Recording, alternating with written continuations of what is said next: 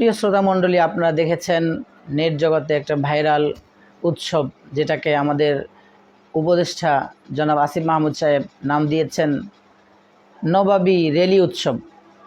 আমি বলবো এটা হলো হিন্দুয়ানা রেলি উৎসব। এটা মুসলমানদের ঈদের সাথে এই ধরনের আয়োজনের উৎসবের কোনো সম্পর্ক নেই। ইসলাম ও মুসলমানদের সম্পূর্ণ বিরোধী উৎসব তিনি আয়োজন করেছেন। আমরা অন্তর্বর্তীকালীন সরকার থেকে এটা আশা করিনি কখনো। যেটা ফ্যাসিস্ট সরকারের আমলে ছিল সেটা এখন আমাদের মুসলমানদের কাঙ্ক্ষিত সরকার।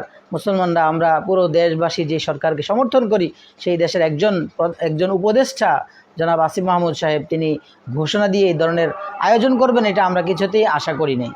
যাই হোক, তিনি যেটা করেছেন এটা কিছুতেই ইসলাম ও মুসলমানদের উৎসব হতে পারে না। এটা কোনো মানুষ যার মধ্যে ঈমান আছে, যার মধ্যে ইসলাম আছে, যে ঈমান এবং মুসলমানের দাবি করে, ইসলামের দাবি করে, সে এই ধরনের উৎসব আয়োজন করতে পারে না, উৎসবে যেতে পারে না, সমর্থন করতে পারে না। কারণ এটা সম্পূর্ণ অমুসলিম এবং হিন্দুয়ানা প্রথা। হিন্দুদের উৎসবে এই সমস্তগুলো থাকতে পারে। কারণ আমরা দেখেছি উৎসবের মধ্যে বিভিন্ন মূর্তি ভাস্কর্য এনে তারা মাথায় রেখে সেগুলো দিয়ে তারা সামনে রেখে বিভিন্ন ভ্যানের মধ্যে বিভিন্ন মানুষের কাঁধে হাতে নিয়ে তারা র্যালি বের করেছে। এটা মুসলমান তো কখনোই করতে পারে না, বরং এটা হিন্দুদের প্রথা, হিন্দুরা করতে পারে। তো একজন মুসলমান হয়ে হিন্দুদের উৎসবকে মুসলমানদের ধর্মের মধ্যে নিয়ে আসা এটা কিছুতেই একটা মুসলমানের শানে এটা মানায় না। এই জন্য আমরা জনাব আসিফ মাহমুদ সাহেব অন্তর্বর্তী সরকারের একজন উপদেষ্টা, তাকে আমরা বলবো আপনি যে কাজ করেছেন এটা কিছুতেই ঠিক হয় নাই।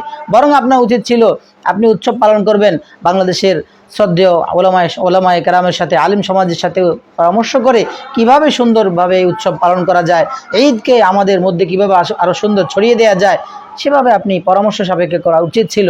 আপনি দেখেছেন আমাদের একজন আলেম, সবার শ্রদ্ধাভাজন শেখ আহমদুল্লাহ সাহেব, তিনি বেসরকারিভাবে যে সুন্দর আয়োজন করেছেন, এত চমৎকার আয়োজন করেছেন যেখানে সমস্ত মানুষ ওই আয়োজনে সবাই ওনাকে লাইক এবং সাপোর্ট দিয়ে গিয়েছে। আপনি দেখেন আপনার এই উৎসবের মধ্যে মানুষ দুই ভাগে বিভক্ত হয়ে গেছে। যারা হিন্দু এবং হিন্দুয়ানা প্রথাকে পছন্দ করে, নামধারী মুসলমান, তারাই শুধু আপনাকে সমর্থন করেছে। কিন্তু কোনো মুসলিম যার মধ্যে যারা পরিমাণ ঈমান আছে, কেউ আপনার এই উৎসবকে সমর্থন করে না।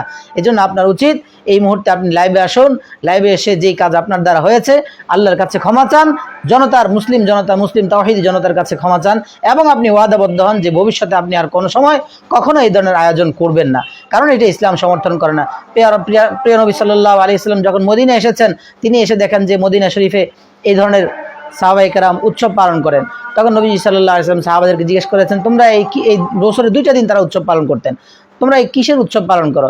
সাহাবায়ে কেরাম রাদিয়াল্লাহু তাআলা আনহুম আজমাইন নবীজি সাল্লাল্লাহু আলাইহি ওয়াসাল্লামকে বললেন, ইয়া রাসূলুল্লাহ, আমরা আইয়ামে জাহিলিয়াতে, আগের যুগে আমরা এগুলো করতাম ইসলামের পূর্বে, সেই 2টা দিনকে আমরা আবারও এখনও ইসলামের মধ্যে এসেও 2টা দিন আমরা খেলাধুলা বিভিন্নভাবে আমরা আয়োজন করে থাকি, যেটা আমরা ইসলামের পূর্বে করেছি খেলাধুলা বিভিন্ন মাধ্যমে, ওটাই করতেছি। তখন নবীজি সাল্লাল্লাহু আলাইহি ওয়াসাল্লাম এই কাজটাকে দেখেন সম্পূর্ণভাবে নবীজি নাকচ করে দিয়ে বললেন, ইন্নাল্লাহ ক্বাদ আবদালাকুম বিহিমা খায়রাম মিনহুমা ইয়াউমাল ফিতর ওয়া ইয়াউমাল আযহা। নবীজি সাল্লাল্লাহু আলাইহি ওয়াসাল্লাম সাহাবাদেরকে স্পষ্ট ওই প্রথা, যেটা অমুসলিমদের প্রথা, যেটা জাহিলি যুগের প্রথা, যেটা মুসলমানদের ঈদ হতে পারে না, সেটাকে নাকচ করে দিয়েছেন। তাহলে এই হাদিস প্রমাণ করে যে মুসলমান ইসলামের বাউন্ডারির ভিতরে থেকে রাসূলুল্লাহ সাল্লাল্লাহু আলাইহি ওয়াসাল্লামের সুন্নতের আওতাভুক্ত হয়ে নবীজির সুন্নতকে ফলো করে, নবীজির তরিকাকে ফলো করে উৎসব পালন করবে।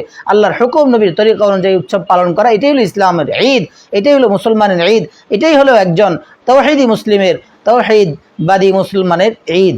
অতএব আপনারা যেটা করেছেন এটার জন্য এই মুহূর্তে আপনাদের কাছে আমরা সবিনয় অনুরোধ জানাবো, আপনারা জাতির কাছে এসে আপনাদের এই ভুল স্বীকার করুন, আল্লাহর কাছে তওবা করুন। সামনে ভবিষ্যতে এমন কোনো অন্যায় অনইসলামিক কাজ আপনারা করবেন না, এই প্রতিজ্ঞাবদ্ধ হন, এটাই আমরা আশাবাদী। আল্লাহ সবাইকে সহিহ বুঝ দান করেন।